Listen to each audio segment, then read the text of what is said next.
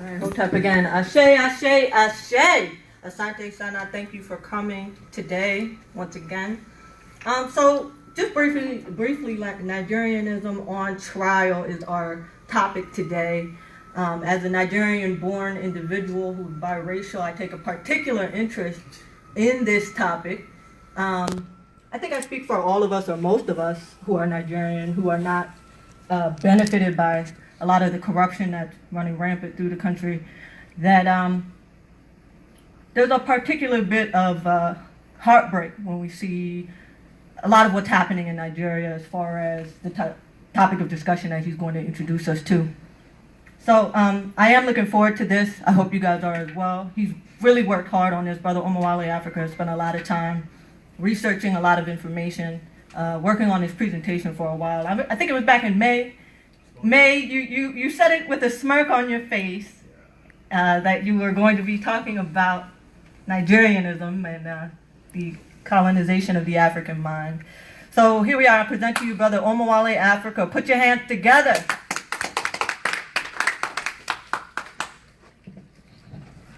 Appreciate you, Sister Wahida. My man just walked in. All right, so I'm going to be building today on a lecture that I've been working on for some time now. The idea initially came to me, I want to say like back in February of this year, being on social media a lot as a means of engaging with young people throughout the diaspora, of connecting. Social media gives you a good insight into the consciousness of our people. So if you spend any time on social media, you'll see a great deal of diaspora wars, a lot of conflict, a lot of chauvinism, a lot of ignorance.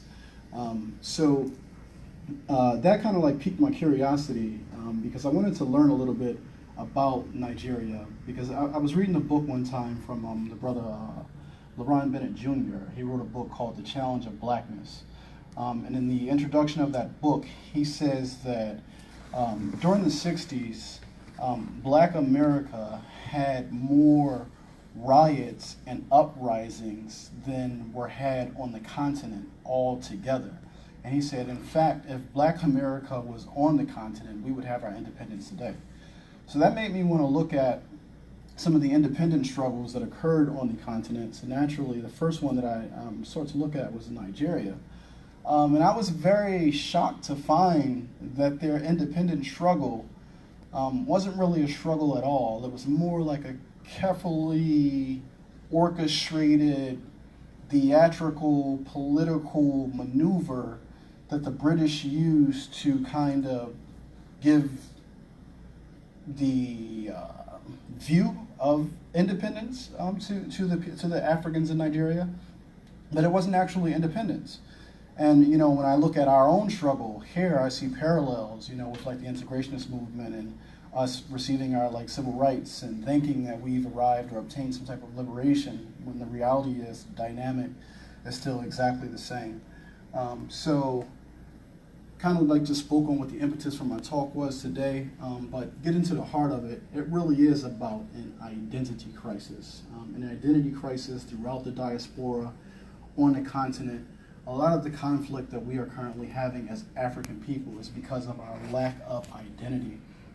And we exist at a time, we exist in the information age where there's so much information out there, but there's no way to essentially you know, measure the information and understand, you know, what's right knowledge and what isn't. And as a result of, you know, the literacy in our community, a great deal of ignorance, there are things that just pass, you know, through social media, through YouTube, and people take these things as truth, and they are operating from a point of confusion. So it's my hope, which is the way of AI, our organization, is to bring clarity to issues. So it's my hope to bring some clarity to the issue of identity today. My intent for this lecture was essentially for it to serve as a critical examination of the psychological barriers to African consciousness, because as a Pan-African, I believe that Pan-Africanism will not work if you first don't have African identity. you can't be a Pan-African if you aren't first an African, right? So one of the things that I wanted to do is walk through what I call 7 barriers to African consciousness. And the way that I wanted to do that was by grounding the discussion in 4 historical epochs of the development of Nigeria. So the 4 epochs that I wanted to walk through today were its economic formation, its amalgamation, its independence, and the Civil War. And that really sounded great when I kind of like set out to do this lecture, because like I said, I spent about 6 months reading a lot of material, at least over 5 or 6 books, but 2 of the most important books that I engage with. One is this book here called The Government and Administration of Africa. Frederick Lugard, who I refer to as the father of Nigeria, has some great essays in here that really gives you great insight into the mind of the imperialists and what their goals were for the continent. One thing I love about our enemy or our opponent is the fact that they are so thorough and so detailed and so documented that you can never mistake what their intention is for us as a people, because they document it very well. They are very scientific, cold, and calculated. You know, it's like, okay, there's 10 niggas over there. We want to kill 9 of them. Let's do blah, blah, blah, and they out of here. Like, that's the way that they think, but they document it. They are very thorough and scientific. So this was the one. And the other book was from his wife. It's a book called A Tropical Dependency from Flora Shaw. I refer to her as the mother of Nigeria. So I spent a lot of time reading their materials in preparation for this. So just really quick, today's lecture, I'm really only going to focus on this first component, the economic formation of Nigeria, because it wouldn't be fair to you all to try and give you the 8 months of study that I just did in preparation for this lecture. I would shortchange the people of Nigeria by trying to walk through this much detail in a 45 minute to an hour lecture. And I also would shortchange y'all, because I would have to go so fast that y'all would feel like y'all were over inundated with information, and you would walk away from here with your head spinning. So I want everybody to feel like they are satiated. You know, I told the brother yesterday when I was on the show that I prepared a really good meal, like with you all in mind. So I hope that y'all brought y'all appetite. So before I get into like the first course of today's dinner that I'm having with the family, I just want to give y'all some insight into each of the 7 barriers, and then I'll get started with the talk. The way that the talk is going to go is essentially, I'm going to give y'all some insight on Nigeria today. Then I'll give you the 4 key takeaways that I want you, actually the 3 key takeaways that I want you to walk away from today's lecture with. And then I'll spend a little bit of time on the economic formation of Nigeria, which I broke down into 3 sections. The first section is maps, names, and geography. The second section is British colonial dominance. And the third is the one that I really, really want to engage in. But if I don't have time, maybe somebody can ask me a question during Q&A, and I'll address it that way. But the third is that of the Islamic slave trade. And I feel that it's impossible to talk about the economic formation of Nigeria without getting into the role that slavery played as an economic institution and reshaping Africa. The reality is that most of us who were enslaved and brought here to the West, whether your ancestors were Fan, Wolof, Igbo, Congo, Iwe, Yoruba, like we were enslaved and brought here for the fact that we were considered pagan. Essentially, we weren't Muslim and we weren't Christian, so we were fair game for enslavement. So I would like to talk about that, but if I'm not able to get into it, maybe I can give y'all some game on that during the Q&A. So Nigerianism. Nigerianism, or micronationalism, it is essentially the practice of us tying our identities to the folks who enslaved us, right? So as Black Americans, we tie our identity to the bastards of the British who broke away from the British Empire. So we start our history at 1611, even though there were Africans who were brought to this country as early as 1526, and they revolted and ran to the hills and started the first maroon communities here in America. They did that down in South Carolina in what's known as Geechee land, right, where the Gullah Geechee people are. But we don't talk about those people. We don't start our history with those people because we tie our history to the American empire. So we say 1619. Another reason why we do that is because we try to hold on to the biblical thesis. We really want to hold hard onto this 400 years in Israel and we came out of there, so we try to hold on to that 1619 because it fits very well with 2019. So that's essentially Nigerianism. Progressive liberalism is, and another term for it is basically neocolonialism.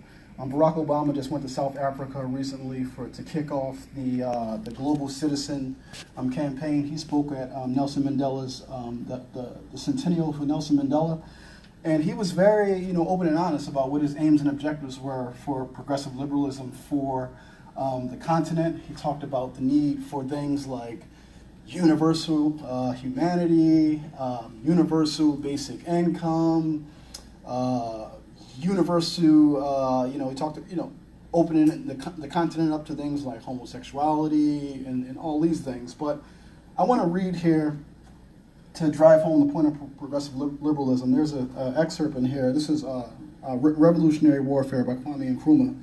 And he has a quick section. It'll take me like 83 seconds to read it, but if y'all bear with me, y'all will appreciate it. So he says here, it's called neocolonialism. It says, the prerequisite of a correct and global strategy to defeat neocolonialism is the ability to discover and expose the way in which a state becomes neocolonialist. For although a neocolonialist state enjoys only sham independence, it is to all outward appearances independent. And therefore, the very roots of neocolonialism must be traced back to the struggle for independence in a colonial territory. If the liberation movement is firmly established, the colonial power will invariably resort to a containment policy in order to stop any further progress and to deaden its impact. To achieve this objective, the colonial power uses its arsenal of alliances, its network of military bases, economic devices such as corruption, sabotage, and blackmail, and equally insidious, the psychological weapon of propaganda with a view of impressing on the masses a number of imperialist dogmas, right? So he listed 4 imperialist dogmas, but I'm going to give you 3. And these 3 that I'm going to give you are essentially the ones that Barack Obama mentioned in his speech that he gave Nelson Mandela Day. So the first, he wrote that Western democracy and the parliamentary system are the only valid ways of governing, that they constitute the only worthwhile model for the training of an indigenous elite by the colonial power. So that's the first one, right? That first neocolonialist dogma, like you have to be democratic, even though they themselves are not democratic. John Henry Clark used to say at the time when they were talking about democracy back in Greek, 80% of the population was enslaved. We know that on the continent, specifically the Igbo people, the most democratic people probably on the continent, if you read their history. But there's a unity that flows throughout Africa, but the Europeans came and destroyed that system of democracy so they can implement their system of democracy, which is essentially slavery. Right? So the second point that he mentioned, he says that capitalism, free enterprise, free competition, etc., are the only economic systems capable of promoting development, that the Western powers have mastered the liberal capitalist technique perfectly, that the colonial territory should become an economic satellite in its own interests, that there is no reason to put an end to the policy of cooperation pursued during the colonial regime, and that any attempt to break away would be dangerous since the colonial power is always ready to give aid, right? So that was the second one. And the third one that I'll read here is that, I don't even know if I want to read this one, so I'm gonna keep moving. I'm not gonna read that third one. But I wanted to give y'all that. Continentalism is essentially, if you guys are familiar with the brother Obadeli Cambone, he talks a lot about this idea of a lot of Africans on the continent have, when they say Pan-Africanism, they're not talking about African people in terms of race. They are literally confining their Pan-Africanism to the continent. So anybody who's on the continent, whether you are the child of an invader, a settler, it does not matter. You are considered African from that perspective. And that's kind of like what flourishes on the continent. So you see people like, if you look at the great Zeke, Nnamdi Ezekwe, he wrote an essay on Pan-Africanism in 1962, and he states very clearly in his essay that he does not believe in racial chauvinism. So when he's talking about Pan-Africanism, he is not talking about it from a race or a race-first perspective. You see that type of confusion with a lot of the continental leaders or that independence generation who came here to the West to be educated, and then they went back to the continent to lead revolutions. You see it with Kwame Nkrumah, where with his confusion, he thought that he could get out of bed with the British and then jump into the bed with the Americans, when the Americans, white people in general, are always going to be race first. They'll do something that works in their own interest, but they'll never do anything that goes against the interests of their collective. So it was to the interest of the United States to get in bed with Ghana. It wasn't to the interest of them to get in bed to the point where Ghana would be strengthened and develop and could stand on its own too economically, right? So they purposefully undermined the development of Ghana economically, because it's not in the interest of any white nation to help us, and that's something that we have to understand. This fourth point here is Abrahamism or anti-Africanism, and essentially I kind of wrap up the three global religions who see the God as Abraham, I guess, as their God that they pray to. They've essentially engaged in what they refer to as a holy war against all non-believers in that system. So if you look through all of their documents, meaning their historical books or religious books, they're very clear, whether it's the Jews, the Muslims, or the Christians, that infidels, non-believers, their stuff can be taken, they can be enslaved, yada, yada, yada. Like it's very clear. The last part is just Eurocentrism.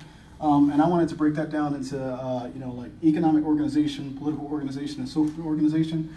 A lot of people, we were talking about this before lecture started, a lot of folks believe that they can, take flight from capitalism and run to socialism, and that's going to save them. When, Marx himself was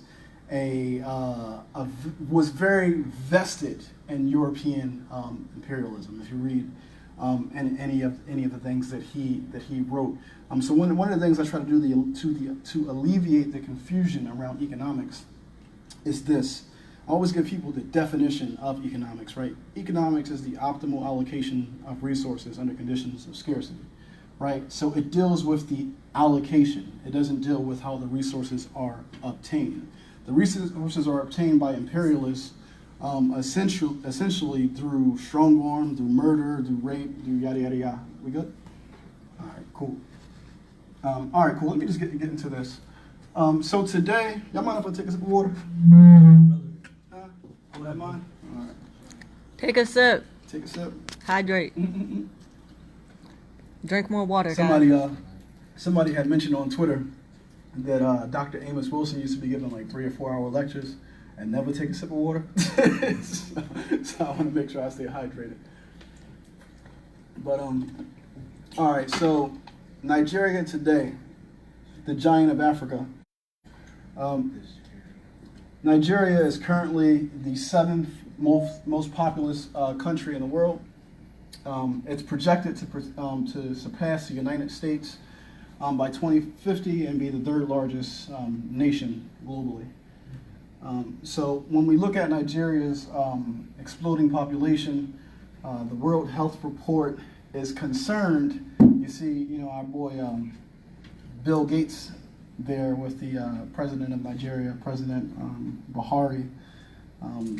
Bill Gates is very concerned about the exploding population of African people. So wherever African people are, you will find Bill Gates and his foundation there giving out money to try to curtail the growth of African people, because that's a significant problem. But one of the things that they identified was the cultural values of African people aid in their growth. So in order to stop their growth, of course, the Europeans says, well, then we're going to have to change their cultural values, right? So this whole, man and a woman thing, y'all need to kind of like get that together and get more with the man-man thing or woman-woman thing.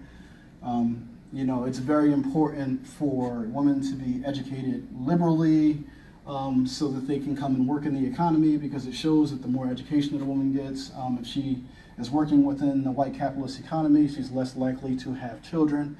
And the third component that they're doing all over Africa is economically castrating African men. The African economy is completely under the control of foreign powers, whether it be Russian, Chinese, Israeli, American. There is no African nation that controls its own economy, and as a result of that, African men are the most unemployed, and I guess this is globally. Wherever you look at across the globe, African men are unemployed, and that's because you have to economically castrate the man so that you can make him a piranha or a pariah in society, to the point that his woman doesn't even want him because he can't provide and things like that. So keep it moving, right? So if we look at the trends in Nigeria today, the average age of a Nigerian right now is 18 years old. 60% of the population is less than 25 years old. Nigeria is growing at a rate of 2.6%. Again, this is very important because if we look from a global perspective, Africa in general is growing at a rate of 2.5%. But if we look at Europe, Europeans aren't growing at all. They aren't even reproducing themselves. You know, they are literally slowly making their way off the planet. So, you know, they are very concerned about that. They are very concerned with the darkening of their populations. So all across Europe, you see significant white nationalist movements that are coming up, and, you know, you see them right here in our own country. Like, I think like once a week or maybe once a month, we got to march somewhere in America where white nationalists are marching that this is a white country, and any brown and black people basically need to get up out of here. So unemployment in Nigeria is at 18.8%. This picture that I have right here is back in 2014 at Abuja, the national stadium. The government hosted what are those things called? Those job things you go to when you need a job? I forgot what they call it. Job fair. Damn. Damn. So the government hosted a job fair for government employment. And so many people showed up that it was a stampede. At least 7 people were killed. So, like, that's the reality of things right now in Nigeria, right? So Nigeria, earlier this year, I think this was in June of 2018, displaced India as the nation with the most people in poverty across the globe. So if we look at global headlines, this happened last year. You see a lot of Nigerians fleeing Nigeria, and these are essentially what you refer to as economic immigrants. People are leaving because there are no economic opportunities where they are. It's just like the Europeans who came and settled in all the places that they went to settle. They were economic immigrants. They came to America and they went to South Africa and other places because shit was bad in Europe. it was real bad, so they needed opportunity. It's just like when our family left the South and went to the North.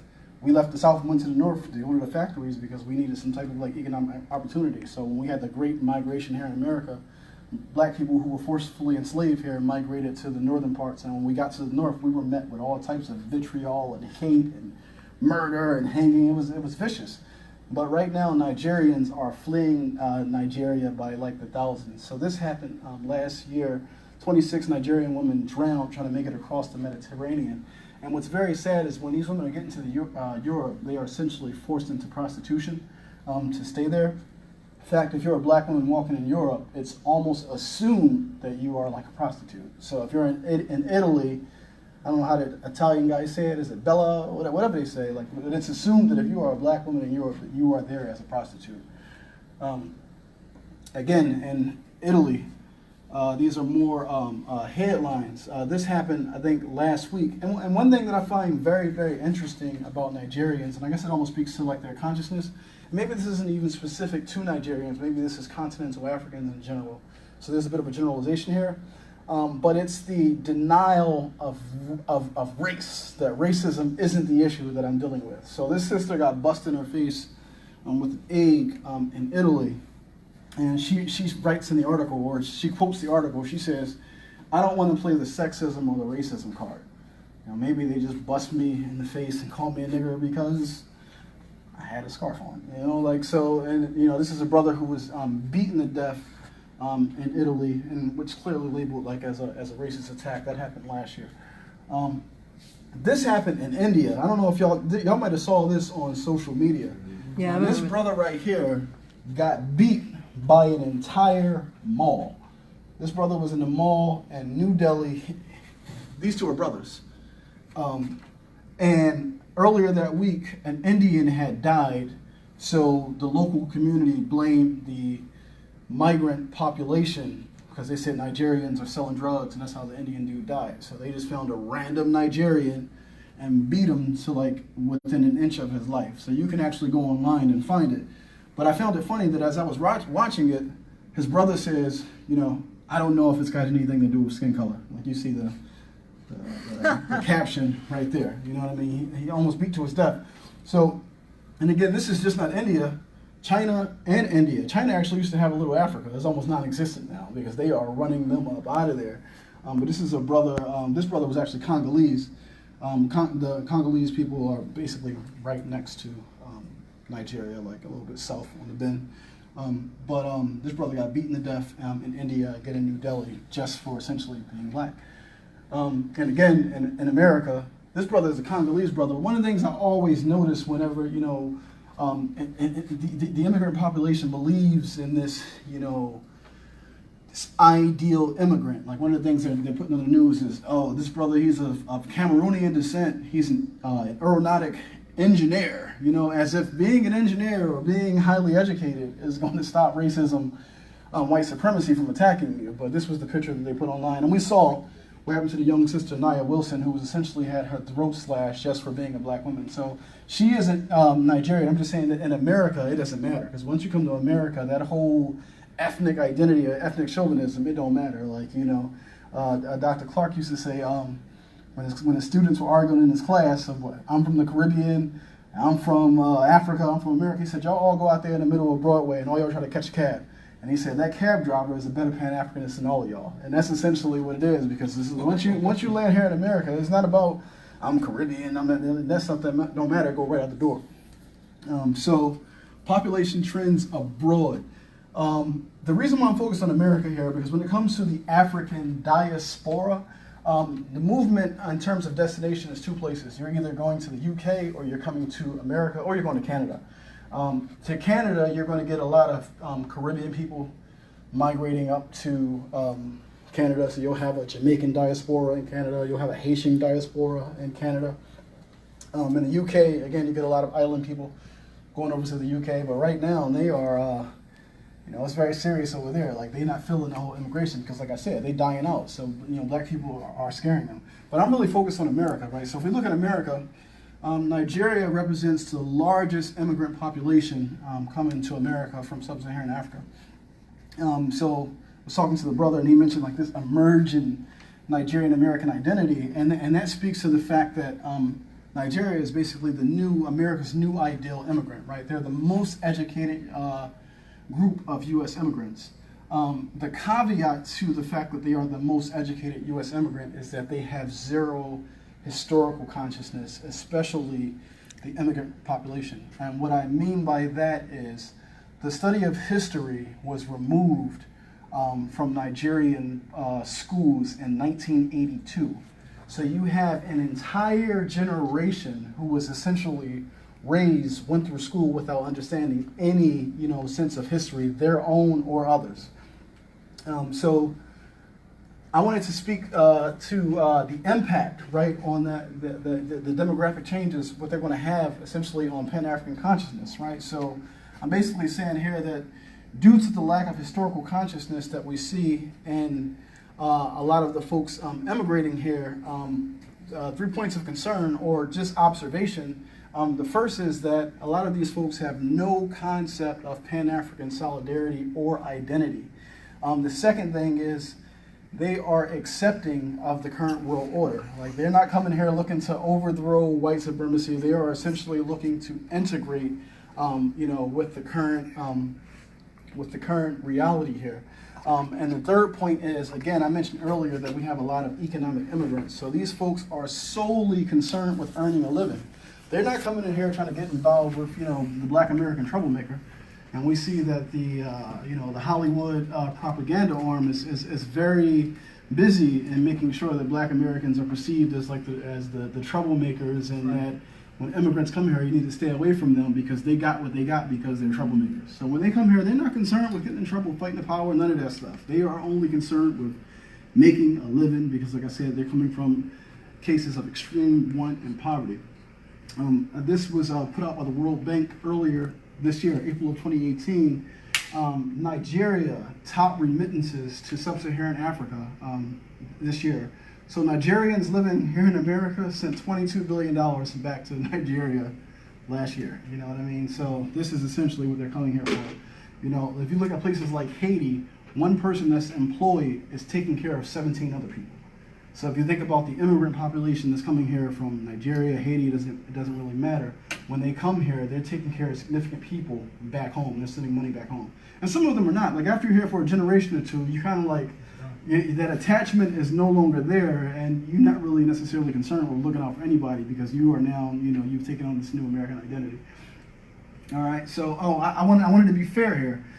So I'm essentially saying that Pan-African consciousness is at an all-time low across the board, and it's at an all-time low because historical consciousness is at an all-time low across the board, right? So if we look historically at the diaspora, specifically here in America, Black Americans have always had this innate race or Pan-African consciousness, right? So this is an excerpt right here from Dr. Tyreen Wright from her book, The Making of a Pan-Africanist, on Booker T. Washington.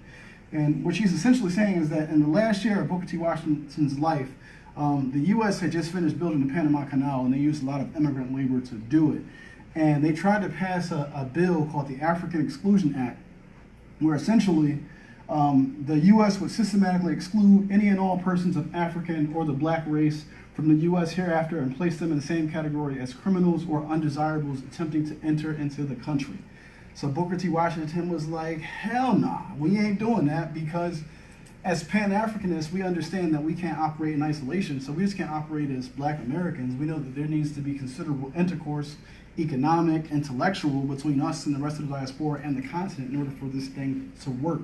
So we wasn't with, keeping them out. So Booker T. Washington, in the last year of his life, used a considerable amount of his political capital to ensure that folks from Haiti, from Jamaica, from the islands could come here to America, because we saw it as something that was important. Another one, W.E.B. Du Bois in 1897 wrote his essay, The Conservation of Races. And in this essay, he talks about the duty of Black Americans to the race globally. So he says, the advance guard of the Negro people, the 8 million people of Negro blood in the United States of America, must soon come to realize that if they are to take their just place in the van of Pan-Negroism, he didn't say Pan-Africanism, he said Pan-Negroism, so there's no confusion. He said that their destiny is not absorption by white Americans. He said that if in America is to be proven for the first time in the modern world that not only Negroes are capable of evolving individual men like Toussaint the Savior, but are a nation stored with wonderful possibilities of culture, then their destiny is not a servile imitation of Anglo-Saxon culture, but a stalwart originality which shall unswervingly follow Negro ideals. He's basically saying sometimes Du Bois can be so confused and so clear at the same time. So you gotta read them. Like when we dealing with history, sometimes some personalities we like and some we don't like, but you have to read them because some of their contributions are necessary. And last but not least, this quote right here is from the brother Antonin Furman. You may know him if you're from Haiti. He's a Pan-Africanist in the 19th century from Haiti, also an anthropologist and a political person. And he wrote this about Haiti. The brother said, no people or individual for that matter can live, progress, and move up the ladder of civilization if it does not have a goal and ideal that shepherds it through all the all the peripeties of its existence. He says, for Haiti, that ideal is that of a small nation striving with a sublime courage to rehabilitate an entire race. This is an enterprise so noble, so worthy that each person who participates in it may be considered an apostle. Right? So he sounds a lot like Garvey. If y'all read, Race First or Philosophies and Opinions, Garvey, he took his work almost like an apostle. You know what I mean? He had a very significant flair or ethos of, I guess, Christianity undergirding Garveyism. But I put this here just to say that we've lost our way, because right now there is a global African refugee crisis. Right? So if we look at what's happening with our African people down in Haiti, they're going over into the Dominican Republic. Why? Because they are economic immigrants and they're trying to find work because the global powers of white supremacy has so suppressed and recolonized that nation that the people there are really in a point of almost starvation. But I just came from Haiti. That's why I'm rocking this shirt right here. I was in Jacmel, Haiti for 8 days, and the resilience and spirit of the people in Haiti is so beautiful. I'm thinking about making an annual pilgrimage. But people in Haiti going into the Dominican Republic, their neighbor, to try and essentially find employment, are being lynched. Being lynched. Like it's that severe, right? So I just wanted to speak to that. And if we look at Black America today, I mean, it's kind of like self-explanatory. In Black America, there is a growing sense of xenophobia and ethnic chauvinism. Again, I started off talking about the diaspora wars. Black people are in a state of panic. And I say that we're in a state of panic because many of us are waking up from the dream. Obama was that final shot of Novocaine into our veins, but now it is significantly wearing off. And as a result of it wearing off, people are waking up and they are feeling very disillusioned with the myth of Black progress, right? The Brookings Institute put out a paper earlier this year saying that Black America today is in a worse position economically than where we were 50 years ago. So there's severe economic anxiety because the world globally is undergoing an economic restructuring where touch labor, which Carter G. Woodson told us back in 1930 that we were moving towards automation, so the Black man either better get it together or face extermination. A lot of us are starting to see that reality today, and we don't like what we're seeing coming down the pike. So there's severe economic anxiety. Like, we are afraid that we are not going to be able to feed our children, and that's a reality because that's what's coming to us. So now, when we're seeing people coming from these other places, and they come in here and getting jobs, and you got Trevor Noah on TV, and you got this African here and this African here, Black Americans like, hold up, what about me? I am a Black American descendant of slaves. You know, we trying to like carve out this new identity. You know, no, I'm not African. I stay away from that whole Africa thing, and that Pan-Africanism shit is dead. You know what I mean? They're like, I'm just trying to get some bread. I'm trying to eat. So that's kind of like where we at today with it. So again, we're in a state of panic. So I just wanted to be fair. But again, it's just not us. It's African people in general, right? So this the whole. You guys familiar with the Ghana Must Go campaign? Who's familiar with the Ghana Must Go campaign? All right, cool. So back in 1983, when Nigeria at the time was flourishing throughout the 70s because of its oil boom, right? When the OPEC people were acting funny with oil, y'all remember when America had the oil drought like back in the 70s and OPEC was kind of like flossing their muscle, but the Europeans was like, all right, cool, we'll go to Nigeria. So Nigeria got fat, like they was eating good, but you know, that shit crashed in the early 80s. But during that period, over 2 million Ghanaians came into Nigeria looking for work. You know, just menial jobs. But when the market crashed in '83, Nigerians wasn't having it. They was like, y'all Ghanaian niggas. That's what I'm saying. Y'all Ghanaians, y'all got to get up out of here. So in 1983, they forcefully evicted or deported up to 1 million Ghanaians. So y'all should go check it out. It's called the Ghana Must Go thing. So I'm saying that to say that, you know, ethnic chauvinism and xenophobia is not something that Black Americans have a monopoly on. But the reality is it's all rooted in ignorance. So if you don't have an understanding of your identity and your connection to other African populations, it's very easy to get caught up in ethnic chauvinism. It's very easy to get caught up in xenophobia. And you look at you know, immigrants as somebody who's other than you and somebody who's taking from you. You know, these little bit of crumbs that master is throwing me off the table, now I got to share them with you. So it's easy to get caught in that type of mind state if you don't have the right type of consciousness, right? So that leads me to the 3 key takeaways from today's lecture. So the first one that I want y'all to understand is that Nigerianism is not unique to Nigerians. I think that I've already kind of like made that point. But I'm trying to like drive it here at home. I want you to understand that there's Black Americanism, there's Jamaicanism, there's Haitianism. It's essentially the idea that my identity is tied to the people who either enslaved me or colonized me. Peace, peace, peace. All right. It's essentially the idea that of our identities being captured and held ransom by this very small moment in history. You know, Dr. Asante used to say, if we look at the Mayafa or slavery and enslavement, that's a footnote in our history as a people. That's a very small, a small blip in time, but that small blip in time has come to be what we as a people define ourselves by, and it shouldn't be that way. So that's the first point I want you to walk away with. The second point I want you to walk away with, and I want y'all to hear this clearly, Europeans did not colonize countries. They colonized people. They created countries to facilitate the colonization process. Does that make sense to y'all? I'm going to say that one more time. Europeans did not colonize countries. They colonized people. They created countries to facilitate the colonization process. All right? So my third point that I have, and this is the longest of the three, is there were two types of political state formations that arose as a direct result of European expansionism. The first is the African colonial state. The second is the African nation state. The African colonial state is a market entity. It serves as a market instrument for white economic imperialism, right? The African nation state is a revolutionary republic meant to facilitate the overthrow of white hegemonic rule. Do we have any examples of African nation states? There's only one. Everybody should be saying it. Did somebody say it? Did you say it? Haiti. Can you say it louder? Haiti. All right, long live Haiti.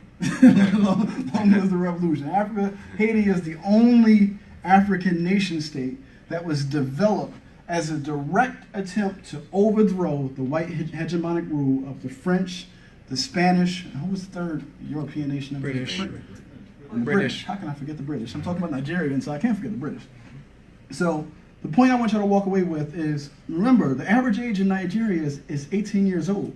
60% of the population is under the age of 25. So it's important that we impress upon them the importance of dismantling the one and building the other.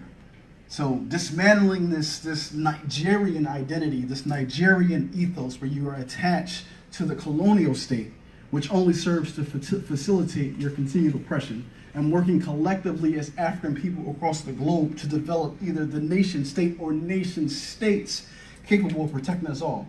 Because Garvey used to say that a strong man is strong anywhere, right? Back in the day, they used to say you don't have a Chinaman's chance in China, meaning that the Chinese can go anywhere on this earth and they get their ass whipped because they ain't got no homeland to protect them. You can't say that today. But you look at the African, you look at us, in India, getting our ass beat all across the mall. They got us in the Soul Train line, walking down the mall and getting beat with trash cans. You got little kids, everything. They be beating us. Nigeria wasn't able to say, I'm going to issue a statement that if India doesn't apologize and give us $10 million today, we're going to drop bombs on y'all.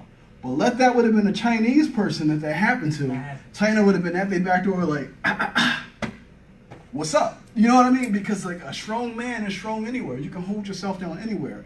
Until Africa is redeemed, none of us will be able to hold ourselves down independently, so we have to break away from this individual identity, this micro-nationalist identity that a lot of us are holding on to. And I'm going to tell you why we're holding on to it. Because we like the proximity to power. So we feel like, well, America got power, and I'm a black American. So as long as they got power, I can share in their power. I can kind of stand under their umbrella. So we got this faith that this system is going to continue to exist, no matter how indignant or unrighteous it is. We believe that a system that was built on the enslavement of one people and the genocide of another is going to last.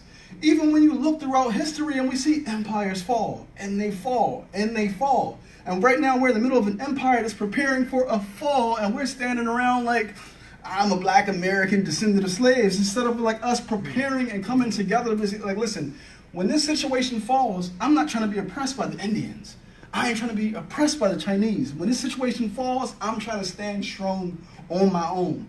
But the only way for me to do that is for us to stand strong together, right? So that's the importance of dismantling that colonial state identity and building up that other identity. That's what African nationalism is all about. All right, so this is going to be the crux of this. This is going to be the meat of it. I think I'm making a good time. I'm about, all right. We good? Good. Y'all need some water? Y'all need a break?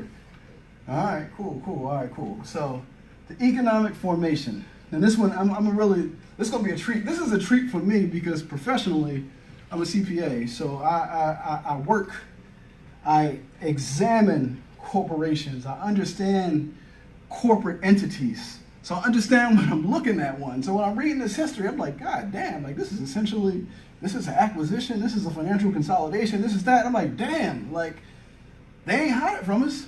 What they used to say, if you want to hide something from a nigga, Where you put it? I'm reading it. I'm like, damn, like it's right here. But I guess, but I'll break it down for y'all. So I want to break it down. Maps, geography, and names. The other one is British commercial dominance. If I have time, because I'm going to try to stop here by 4:40 so we can have a Q&A. If I have time, I'll do the Islamic slave trade. But if not, maybe one of y'all can ask me a question during the Q&A, and I'll speak to the myth of the warring tribes, the one that they tell us about all the time, that Africa got enslaved because it was tribes fighting each other and tribes enslaving each other. That is a whole myth and a lie, and it is miscontextualized. And if you don't know that, then you'll continue to operate from confusion, thinking that, oh, Africans enslaved me, I ain't got nothing. Like, I'm gonna break it down for you, all right? If I have time. All right, so this is a treat for you, brother, all right? You were talking about migrations earlier, right? So Baba, master teacher, Dr. Asa Hilliard, he says, every West African is an East African who moved or migrated, right?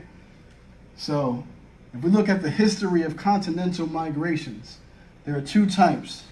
There's voluntary, that arise from natural pressures, and there are involuntary, that involve from unnatural pressures. So when we look at the natural pressures, population growth, we growing, we got to move. People move, Bob, because we survive off the land. The land, can only handle but so much per acre, per square foot. So as we grow as a people, our borders expand. So we move. Other natural pressure, famine. The floods ain't come, the harvest ain't come. We got to move to find food or we die. It's a natural thing, natural part of life. Disease. We know that diseases are natural. I mean, is it natural if you're in a state of disease? I don't know. That's debatable. But there are some diseases that arise through nature, and they cause people to flee, to go look for greener pastures. Last part is disasters. Floods, fires, storms. These things force people to leave and look for refuge. What I want to focus on today is the unnatural pressures. It's war, famine induced by war. So you're my enemy, I'm going to go burn all your crops, right? Because I'm sieging you. So one of the ways that I siege you is by starving out your population. I wanted to talk about Biafra. I'm not going to be able to talk about it today, but the Igbo people, one of the tools that the state of Nigeria used against them was famine. Until this year, I never even knew about the Nigerian Civil War. Never knew it even existed. First time I heard of it this year. I studied it intently to understand what happened. I saw all the players in it. Like the Rothschilds even got involved. At the point where Biafra, because one of the ways that Nigeria won the war, and I'm dovetailing a little bit, I'm coming right back, I promise. One of the ways they won the war is they economically castrated them. So the federal government of Nigeria said, you know what? We're just going to change our dollar. We don't have the Nigerian pound no more. We're moving to the Naira. So what did they do to the people of Biafra? Oh, they had to get rid of all these Nigerian pounds. So what they had to do? They had to sell it to the Bank of Rothschild with pennies on the dollar. So they always winning. They're selling weapons to both sides of the struggle. I'm gonna keep going. Disease induced by war. We know biological warfare, right? We know that, right? And last is invasion, right? So invasion, forced migrations. This is the side of the equation we're gonna deal with today. All right. All right. So you guys familiar with Dr. Asa Hilliard's chart of major foreign invasions of ancient Kemet? How many people are familiar with this chart? Nobody familiar with this chart? All right. So Baba Asa Hilliard put this chart together in 1988. If you go on YouTube, there's actually a really good presentation where he's breaking this down. Nope. Never let nobody shame you about learning anything from lecturers on YouTube. I see a lot of bourgeois academics poke fun at people from learning on YouTube. Meanwhile, if you're a professor that you're paying $40,000 a year tells you to go to YouTube, look at today's lesson, you a whole sucker. I'm getting it for free. I'm learning from Asa Hilliard. I'm learning from Amos Wilson. I'm learning from, just keep naming them. But that material is out there. And sometimes we don't have to repeat the same things, right? Our generation, our goal should be to institutionalize the ideas that generation developed.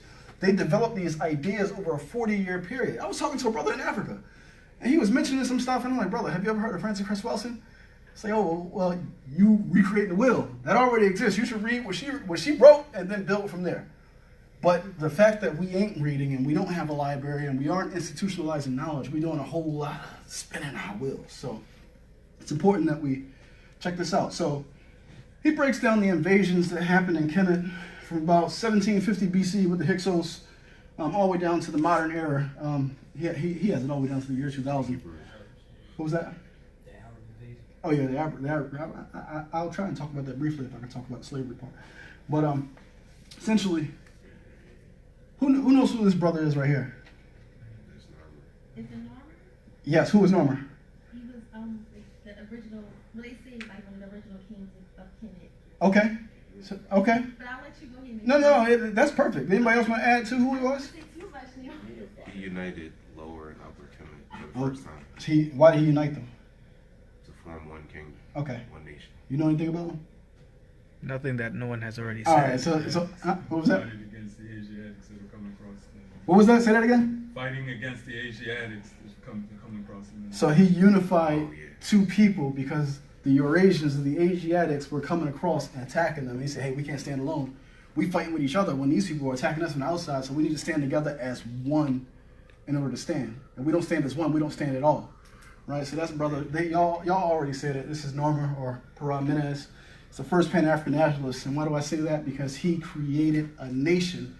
He unified Upper and Lower Kemet, two warring kingdoms, to become one nation. At the time, they were comprised of 42 different ethnic groups. I mean, Nigeria today is about 250 different ethnic groups speaking probably any number of languages. But if you look at the large percent of the population, I think 70% consists of Hausa, Igbo, Yoruba, or Hausa Fulani. If you want to, I'll get into the Fulani because if I have to deal with the slave trade, I have to deal with the Fulani. It's impossible to deal with that without dealing with them. But so he basically unified Upper and Lower Kemet. It was comprised of 42 different ethnic groups. With all these different ethnic groups, Igbo, Fan, Congo, Yoruba, they weren't put together arbitrarily by a colonizer. They said, no, we all going to come together as one so that we can stand against who? The Eurasians, the Asiatics that are coming against us. Kemet, the land of black people. I like, what did we say that? The land of black people. All right, you getting ahead. I'm not even there. All right, we cool? All right, cool. So why is this important? All right, so if we look at the current inhabitants of present-day Nigeria, like I said, these three comprise 70% of the population in modern-day Nigeria. Based on the oral traditions of each of these three ethnic groups, they all trace their origins back to the Nile Valley civilization. Y'all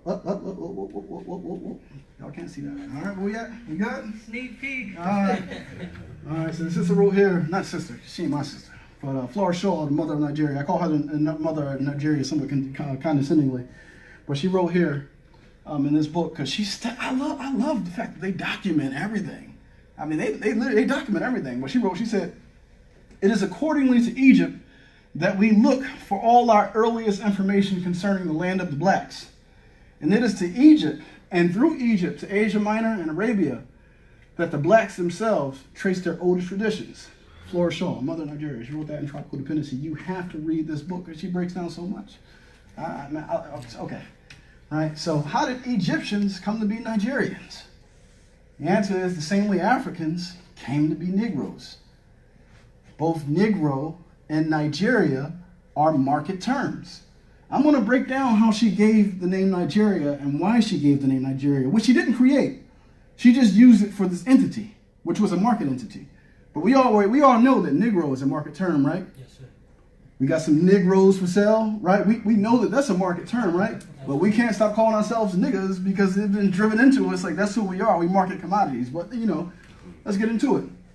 So, who's this gentleman right here? Not a gentleman. Who's this rat bastard right here? I'm sorry. He's a terrorist. He's a terrorist. I agree. But who is he? All right, it's Cecil Rhodes. Y'all know who Cecil Rhodes is? Yes. All right. Somebody, the sister back here. No, go ahead. Who's Cecil Rhodes? No, I was thinking what they say. He Rhodesia. They said it was named after him because he was one of the original people. Yeah. I was reading a story earlier this year. A young brother from Temple, from North Philly, did well at Temple. Yes, did well at Temple, and he got a scholarship to go study in Europe. You know what scholarship he got? He got a Rhodes Scholar. And I thought to myself, it's very sad when we don't understand our history, because a Jew would never accept a scholarship in the name of Hitler. but we'll accept a Rhodes Scholar because we don't know. I mean, again, we come from a point of starvation. So, it is what it is. But this is what he had to say. He said, we must find new lands from which we can easily obtain raw materials and at the same time exploit the cheap slave labor that is available from the natives of the colonies. The colonies would also provide a dumping ground for the surplus goods produced in our factories, right? So Nigeria, I'm going to explain to you how Nigeria is a commodity market and a Negro is a market commodity, right? So before I start talking about commodities, it wouldn't be fair if I didn't explain to y'all what a commodity is, right? So a commodity, in short, is something that's highly indistinguishable. One is indistinguishable from the other, right? It's highly liquid, meaning you can trade it. It's like a stock. If I buy a stock that's publicly traded, like I can trade it anywhere. So if I got some Negroes for sale, I can take them right down to Market Street, or I can take them to Wall Street or Exchange Street, right? Hop right off the port and sell my niggas. I can post up a sign for healthy Negroes for sale, right? Because these are market commodities. They're highly liquid. They can be sold anywhere, right? And these people made the entire world a slave market. You can sell them the sub-Saharan slave trade. You can sell them in Arabia. Transatlantic slave trade. You can sell them in America. A lot of us don't even know that there was a trade that went from West Africa up to Spain when the Moors had Spain. Why? Because the Moors were facilitating a trade where they were capturing pagans down in Paganville, people who weren't Muslims or Christians, and they were bringing them up to Spain. In fact, the first Europeans to bring enslaved Africans up to Spain, one of the people that they captured was a black Moor. And he said, hey man, they knew he was a noble because the way he was dressed, he spoke a little bit of Arabic. So he said, hey man, if y'all let me go, I'm somebody. Me and those two little kids right there, we somebody. We can give you a ransom. So they said, okay, we Europeans, we want more money. So they took him back down to West Africa, and he was true to his word. So in exchange for him, he gave 10 Africans. Y'all can take them. And for those two little kids, y'all take them as well. Those are the first, when the first Africans that the Portuguese brought out of Africa after they took over the trade from the Moors, from the black Muslims. After they took over the trade from them, they were people who were non-Christians, were pagans, were infidels. So it was okay to make war on them. All right, let me get back to commoditization. So what is commoditization? Commoditization refers to the process of making something into a commodity. A commodity is a fundamental good used in commerce that is interchangeable with other commodities of the same type. Commoditization removes the individual, unique characteristics and brand identity so that product becomes interchangeable with other products of the same type. So what does that mean? When you come here, I'm fine, I'm Wolof, I'm Yoruba, I'm Igbo. Like, no, you Negro, right? You've been commoditized. So when you come here to America, that distinguished identity and culture and difference that you had don't even matter no more, because now you are a market product, right? So y'all get the point, right? Yes, sir. I don't got to drive that home. All right, cool. So pre-scramble for Africa. This is before the Europeans started the scramble for Africa in earnest. Again, the Portuguese and Spanish, British, the Dutch, people from Holland. Aren't the Dutch from Holland? Yes, yeah, Holland, Netherlands, yes. Yeah, there's another, okay. So their influence was stuck basically around like the coast of Africa. So this is a pre-scramble map. So if you look here, they broke down the map basically by commodities. So right here you have pepper coast or grain coast, gold coast, which, when they got their independence, they changed the name to Ghana. Slave coast or Benin, right? Negro land, just Negro land, right? So did I break that down? Oh, so this was before the scramble. Now, when the scramble occurred and they penetrated the continent, it became necessary for them to distinguish the different, what companies own what people, what land, what resources. So, and marketing, that's called branding, right? So, Flora Shaw is credited with coining the name Nigeria in 1897. In 1897, the scramble for Africa is already full thrust ahead. So, this is an article that she wrote. She writes, The name Nigeria, applying to no other portion of Africa, may without offense to any neighbors be accepted as coextensive with the territories over which the Royal Niger Company has extended British influence, and may serve to differentiate them equally from the British colonies of Lagos and the Niger Protectorate of the coast, and from the French territories of Upper Niger. So one thing that you'll see from Scramble for Africa is that the French, the British, and the Germans were really warring with one another. So this purple right here, this is all French colonies. The brown, these are all British colonies. So this Nigeria is a British colony surrounded by French colonies, but they carved it out for themselves with their muscle or whatever. So again, she used the name to brand them so that she could distinguish them from the other markets around them. She didn't create the name Nigeria. The name Nigeria is first used in 1788. It's used in a book called Rites, Ceremonies, and Customs of the Whole World. Whoever wrote this book, something Hurd, or William Hurd, whatever his name is, the title of this section, he says, the religion of the inhabitants of Nigritia, or Nigeria. This is the first time the term Nigeria is used, in 1788. Remember, they saying that she coined it in 1897. No, she just used it as an identifier for a market to distinguish it from other markets that were around it. It is a market term. You have to understand that. 1721, this was the most popular dictionary in London in 1721. This is the Universal Etymological English Dictionary. If you look at the word Negro in this dictionary, again, another market term, what does it say? One born in Nigritia, in Africa, or of Niger, a black, a Niger. It says Niger, so I don't know if they're pronouncing it nigger, but it says a Niger, a black Moor, or a black slave. That's what a Negro meant in 1721 in the most popular dictionary in London. Okay? So the term Negro is what's known as a demonym, right? I just learned this word 2 days ago, so don't feel bad because I'm going to share it with y'all the same way that I found it. A demonym is a word that describes where people come from. Land of black people, right? A word that describes where people come from. So this is a direct quote from this website, this geography site. It says, history students should remember that country names, as well as ways of referring to their inhabitants, have changed frequently throughout history. And what we call people today, from, for example, Uganda, is what they would have been called, is not what they would have been called 300 years ago when Uganda didn't exist as a British protectorate. So I'm just making a point that the names change. Whoever conquers you gives you a name. I have dominion over you, someone that name you, right? Naming, Dr. Mazama, when she gives her lecture, naming the first act of African agency, which is why I named myself Omowale, a Yoruba name, which means the child who has come home. So when I started to come into my African consciousness, I knew that naming was important. Omowale, a name given to Malcolm X by the students, the Nigerian students, back in the 60s. When I read the autobiography that was of Malcolm X, that was something that spoke to me, that name.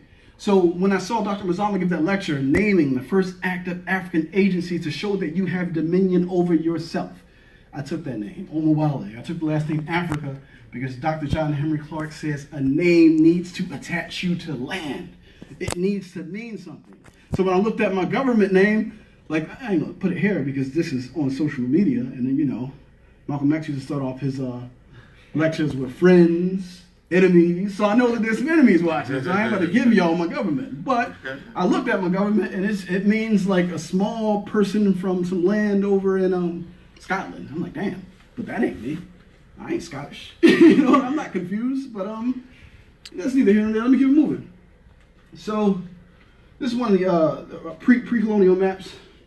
This map, the Ethiopian Ocean, the Nigritarium region. So they're showing West Africa, right? This is a pre-colonial map. And if you want, I can give you details where you can find this. Other names for land of black people from A to Z, from Azania to Zanj. This is was a great article that I found. A lot of the folks down in South Africa, they're very inspired by the struggle here in America as well. In fact, they often try to keep Black Americans, especially the rowdy ones, from going down to South Africa because they don't want us down there starting no trouble. Yeah, they do a good job. You'll see what they did to Killmonger. They made Killmonger an insane sociopath, and that's the representation of Black Americans. Don't listen to those niggas because they ain't nothing but trouble. So when African immigrants come here, they know good and well stay away from goddamn Black Americans because they some trouble. But so Azania to Zanj, again, the Arab slave trade. You look at languages like Swahili, which is a slave trading language. If you look all down here, Zanj comes from Arabic Zang, meaning land of blacks, right? So Tanzania, Zanzibar, anywhere you see that Zan or that Zanj, like that is referring to black people. You gotta understand that, right? So I just got a few more maps here to show y'all. This is where it said Negro land before. Now it says Ethiopia. So are we Ethiopians? And Guinea, this is another name that means black people. This is the map of Nigerian and Guinea. So remember when Flora Shaw said the lands around the Royal Niger territories are often referred to as Sudan? Yeah. So are we Sudanese? Are we Nigerian? What are we? What are these terms? What are these names? She gave the names so that they could distinguish the market. We're going to call this Nigeria because there's nothing else in Africa that has this name. So this is how we're going to brand ourselves. This is Nigeria. This is Nigeria. Y'all saw that song? You know they banned that song in Nigeria, right? All right. So, now Sudan is up here. Now this is Ethiopia and Zanzibar, Mozambique, right? So I'm just breaking it down to you how this naming works, how our identity is commoditized and colonized. That's why I said we got to start. If you want to deal with the economic formation, you got to deal with how they draw the lines. You got to understand the rules of the game that they set. So now today you calling yourself a black American, what you are simply saying is that I or my ancestors belonged to the children of the British who revolted against their mom and dad, and now they are Americans. So I am a black American because that's who I was owned by. That's micronationalism. That's Nigerianism, rooting your identity based upon who owned you, when that period of our history is so small. All right. So these are just some other terms for land of black people. And if you want, I was going to say, this is a free lecture. We are an organization that tries to serve the people. So I was going to ask if you guys wanted copies of the slides, maybe a $5, $10 donation. I would be happy to give you a copy of the slides, but just to help us out as an organization. Just a small shameless plug. But if you look at these demonyms, Egyptians, Ethiopians, Sudanese, Ghanaians, Nigerians, Nigerians, Negroes, these all correlate with places on the map that essentially mean what? You understand that? Right? So when Dr. Asa Hilliard says every West African is an East African who moved, and we understand that they moved because of invasions, we understand that the Abrahamic wars that came into, let me ask you a question. Everybody here has heard that Napoleon went into Egypt and shot off the nose of the Sphinx, right? Mm-hmm. We've all heard that? Yeah. We've all heard that? Yes. Y'all know that that's debated among scholars? Yeah. Y'all know that? Yeah, I don't know if it's true. The reason why it's debated is because when the Muslims conquered Egypt and I think it was around the year 1500 or 1300, around the year 1300, they conquered Egypt in 642 AD. But around they were fully conquered at this point. Around 1300, there was a Muslim sheikh who was there who got so pissed off when he saw the peasants or the indigenous inhabitants of Egypt, when he saw them making offerings to the Sphinx so that the waters could rise of the Nile for their harvest. He was so mad by that pagan worship that he took off the nose. Right, so that's debated among scholars. You can take that. I'm letting you know that it's for debate, but there are pictures that show that the nose was gone before Napoleon even got there. So we run in with that story about Napoleon took it off. So I just wanted to throw that out there. But again, these are just some demonyms, many names, one people. We talking about the same people: Negro land, Nigretia, Ethiopia, Sudan, whatever you want to call it. We literally talking about the same people. Yes, different ethnic groups. Black people, we are separated by what our brothers and sisters on the continent like to call tribe. We are separated by tribe and tongue, but we are one people. We can all trace back to common ancestor. So we spread out and grew, but we are one people. And Europeans, they operate as one group. They don't operate against the interests of the group. I'm going to show you how. Keep going. British commercial dominance. How much more time I got here? Y'all okay? Am I putting y'all to sleep? Is this too long? We going too long? I'm going to finish up here real soon. We might not be able to get into the slave trade portion, but like I said, if y'all ask any questions in Q&A around that, I'll give you some information on that. So the British commercial dominance, I got to keep going back to Cecil Rhodes. He says, Africa is still lying ready for us. It is our duty to take it. It is our duty to seize every opportunity of acquiring more territory, and we should keep this one idea steadily before our eyes, that more territory simply means more of the Anglo-Saxon race, more of the best, the most human, most honorable race the world possesses. Right? So he was very, very clear on what his objectives are. Right? So when the scramble for Africa kicked off in 1880, by 1913 they had fully colonized Africa. And people like to say that Ethiopia has never been colonized. I am researching that claim. Because I saw once, I read something that they said, well, that was a qualified independence. That always intrigued me. What do they mean by qualified independence? Were they Wakanda? You know, it was happening all around them, and they just think, I don't necessarily believe that. But they cooperated. Is that what you're saying?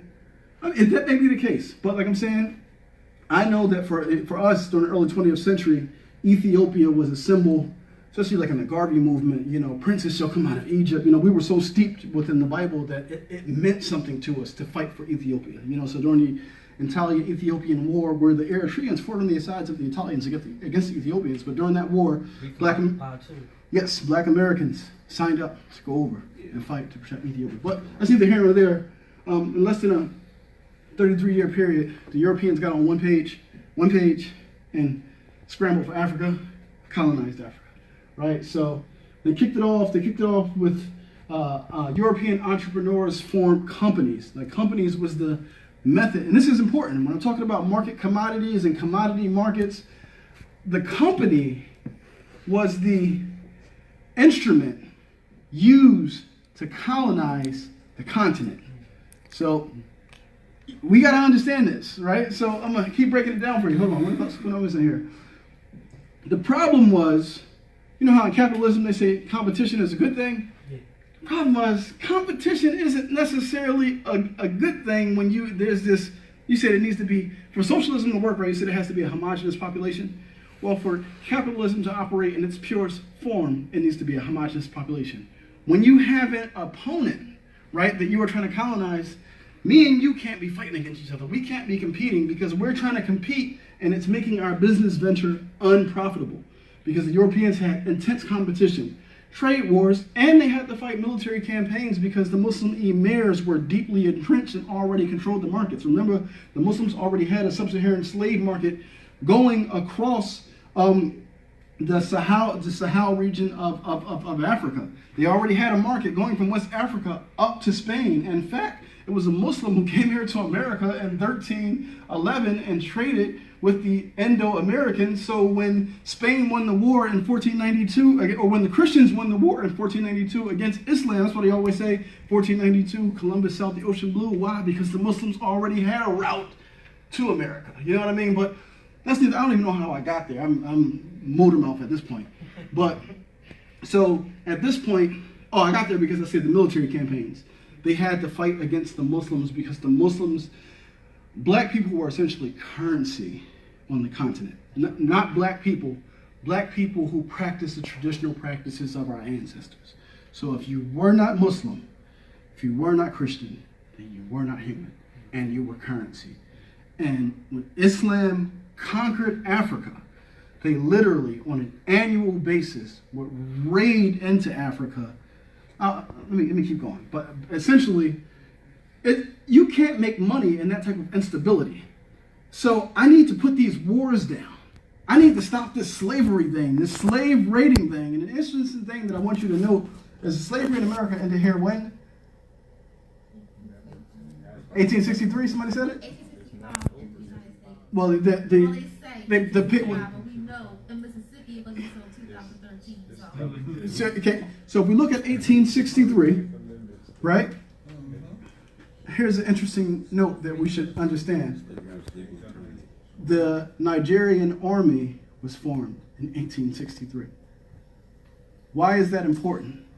Because the Nigerian army, if you read Colonel Lugard's documents for who they used to form the army, first of all, they started up with 40 houses.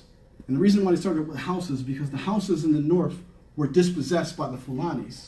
So whenever you got a population that's discontent, like the black Americans here in America, if I'm warring with America, then I'm going to try and get that discontent population to be my vanguard. So when you saw socialism trying to penetrate America, they courted black Americans because they knew that we were discontent here. Well, they did the same thing here. They courted the houses because the houses got conquered in northern Nigeria in the early 19th century by Don, whatever his name is, this Muslim dude who launched essentially a jihad. So the way that they won the north is what they started working with the houses. But then when they create, you said, what's his name? Yes. I appreciate you for saying that. So the way that they formed the military in 1863 was they said, we want Muslims. We don't want these pagan tribes because these people are hard to rule over. We want the Muslims because they're already used to the order. They already have an established army of slave raiders. But since we need to do away with slave raiding, these people now become the military. So when you look at Nigeria today, or you look all across the continent today, in the former British protectorates, the British colonies, you see military in place. But what wars are they fighting? They ain't killing no white people. They serve as police to protect the interests of the former colonizer, right? So when they ended the slave raids, now these people became the new military. Same thing here. When they ended slavery here, the slave catcher in America became the police. It's the same thing. Military in Nigeria almost operates like police. So they had to fight significant military campaigns against the slave raiders because they're like, it's impossible for us to make money or to exploit these markets for all this wars going on. So we got to stop it. So they said, what are we going to do? We need to end this competition. Oh, capitalism, we need competition. No. This is a special case. No competition, right? So he says, why should we not form a secret society with but one object? The furtherance of the British Empire and the bringing of the whole world under British rule, for the recovery of the United States and for making the Anglo-Saxon race but one empire. What a dream, but yet it is probable, and it is possible. So he said, we got to stop this goddamn competition. So what did they do? This dude, Sir George Goldie, husband to Flora Shaw, the father. Huh? That's an old boy. Oh, you know about him? No, the husband and wife team? Yes. Husband and wife. The husband of Flora Shaw. Remember, white women birthed white supremacy. Right. They were okay with white supremacy. They just said, we just want a piece of the pie. Intersectionality. We just want some of the power. We don't want, we okay. We don't give them niggas the power. Give us the power. We can work with you to uphold the situation, okay? Like, we birthed this thing. Come on now. So George Tallman. So I got a couple slides of reading, and I'm bringing this thing to an end. But I like I said, I really did prepare a full course meal.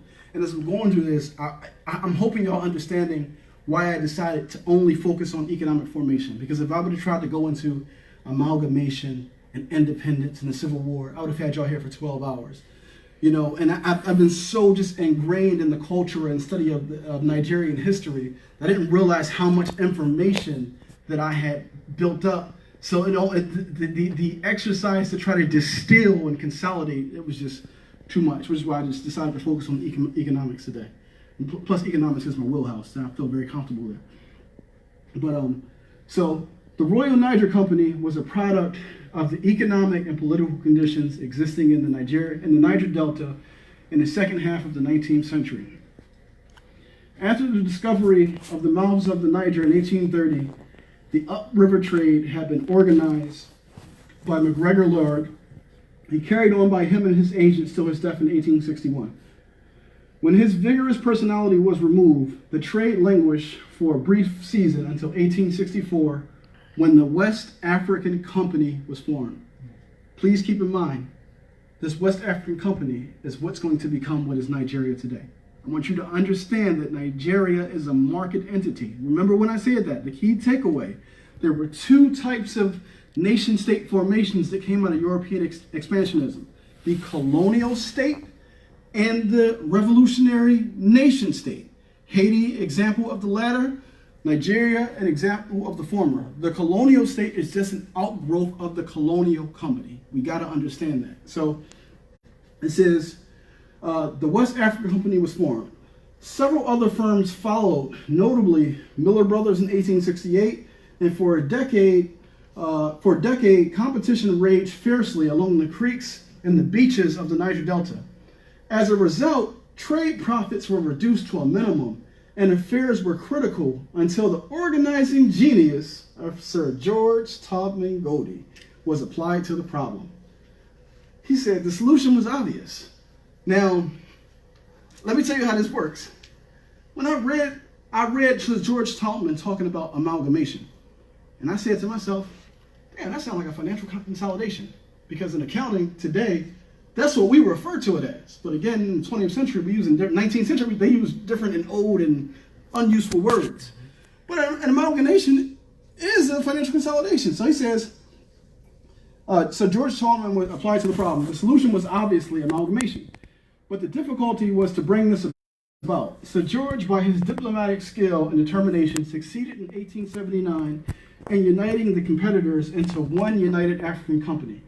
The necessity of a monopoly and dealing with rural savages, the African people, the people that we got to fight, is obvious. We need a monopoly if we're going to deal with these people. We can't be competing with each other while we're fighting with them. That don't make no sense.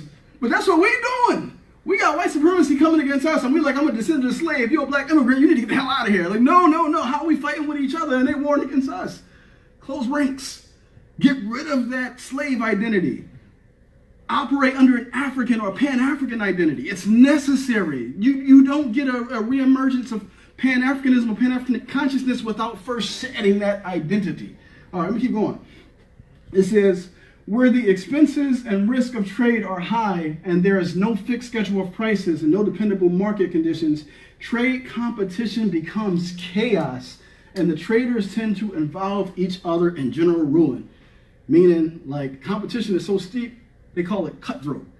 I don't know if y'all used to hustle back in the day, but cutthroat, you stepping on somebody's dick. Like, competition is rough, it's real out here. You know what I mean? Like, it's real. It's capitalism. It's cutthroat. They're like, we can't be cutthroat. It's like on The Wire when they brought what was his name on The Wire? Jamie Hector. What was his name on The Wire? Omar. No, his name wasn't Omar. What was his name?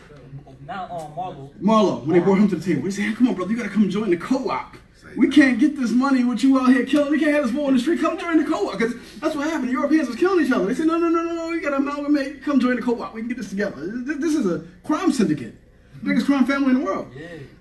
And so this is how the monopoly was born. He says he wanted to secure a royal charter so that he could essentially operate as a company, but also as the government of the territories that his company acquired. Now, if you look at